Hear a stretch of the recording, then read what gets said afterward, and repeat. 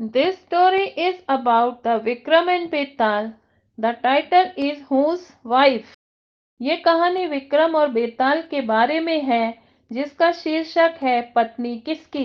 पिछली कहानी में हमने सुना राजा विक्रमादित्य के मौन तोड़ते ही बेताल फिर से वापस पेड़ पर जाकर उल्टा लटक गया और विक्रमादित्य उस पेड़ की ओर दौड़े और फिर से बेताल को पेड़ से उतार कर अपने कांधे पर लाद लिया और योगी के पास ले जाने के लिए चल पड़े। बेताल ने फिर एक बार राजा का मौन तोड़वाने के लिए उसे एक और कहानी सुनाना शुरू की। आइए कहानी सुनते हैं। एक समय की बात है, जयपुर नाम के नगर में अर्जुन नाम का एक युवक रहता था। अर्जुन की कदकाठी बहुत मनमोहक थी।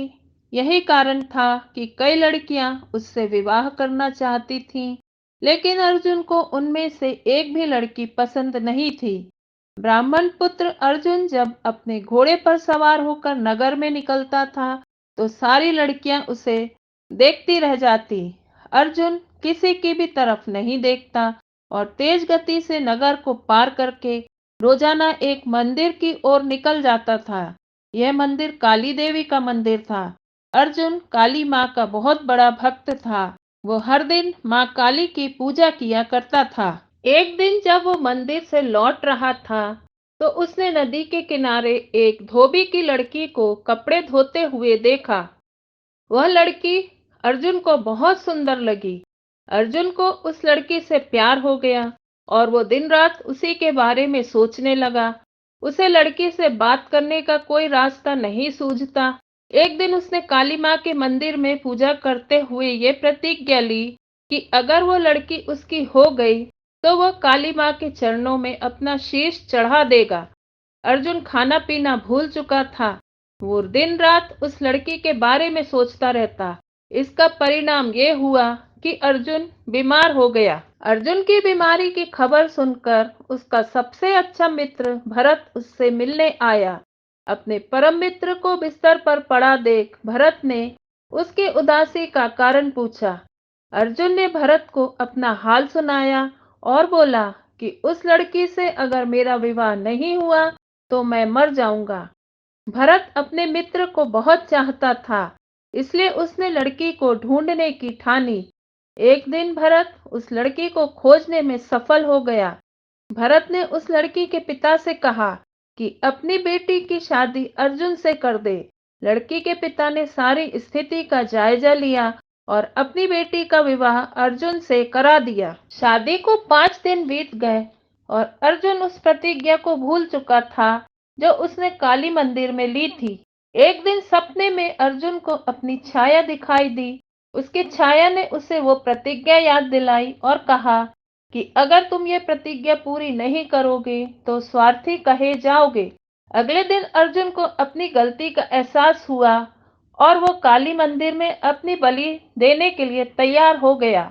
उसने अपने मित्र भरत को बुलाया और उससे कहा कि मैं, तुम और तुम्हारी भाभी मंदिर चलते हैं। मैं अंदर मंदिर में पूजा करूंगा और तुम बाहर अपनी भाभी का ध्यान रखना। भरत मंदिर चलने को तैयार हो गया।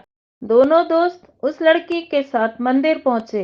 अर्जुन मंदिर के अंदर अपनी प्रतिज्ञा पूरी करने चला गया। भरत और अर्जुन की पत्नी बाहर उसकी प्रतीक्षा कर रहे थे। बहुत समय तक जब अर्जुन बाहर नहीं आया तो भरत मंदिर के अंदर गया। भरत ने अंदर जाकर देखा कि अर्जुन ने अपनी तलवार से अपना सिर काटकर काली माँ को बलि चढ़ा दिया है। यह देखकर भरत घबरा गया और सोचा कि कोई भी व्यक्ति यह यकीन नहीं करेगा कि अर्जुन ने अपनी हत्या खुद की है। सब यह सोचेंगे कि भरत ने अपने मित्र को मारा है ताकि वो उसकी पत्नी से विवाह कर सके। इस आरोप से बचने के लिए भरत ने अर्जुन की तलवार से अपना सिर भी काट लिया। थोड़े समय बाद अर्जुन की पत्नी अपने पति और उसके मित्र भरत को खोजने के लिए मंदिर के अंदर गई। वहां दोनों मित्रों की लाश देखकर वो डर गई। उसने सोचा कि लोग उन दोनों की हत्या का आरोप मेरे ऊपर लगाएंगे। इस लांछन से अच्छा है कि मैं भी मर जाऊं। जैसे ही उस लड़की ने अपना सिर काटने के लिए तलवार उठाई, वैसे ही वहां माँ काली प्रकट हुई। माँ काली ने कहा, पुत्री, मैं तुमसे प्रसन्न हूँ, बोलो क्या वरदान मांगती हो। लड़की ने कहा, आप इन दोनों को जीवित कर दीजिए। काली माँ बोली, तुम इन दोनों के सिर इनके धड़ पर रखोगे तो ये जीवित हो जाएंगे। लड़की ने ऐसा ही किया, लेकिन उससे सिर रखने में गलती हो गई। उसने अर्जुन का सिर भरत और भरत का सिर अर्जुन के धड़ पर लगा दिया।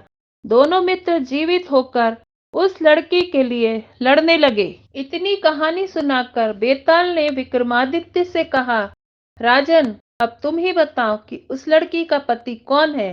विक्रमादित्य को जवाब मालूम था।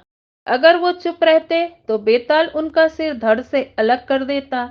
इसलिए विक्रमादित्य बोले, व्यक्ति की पहचान उसके चेहरे से होती है, इसलिए भरत उस लड़की का पति होगा, क्योंकि उसके धड़ पर अर्जुन का मस्तिष्क वाला हिस्सा लगा है।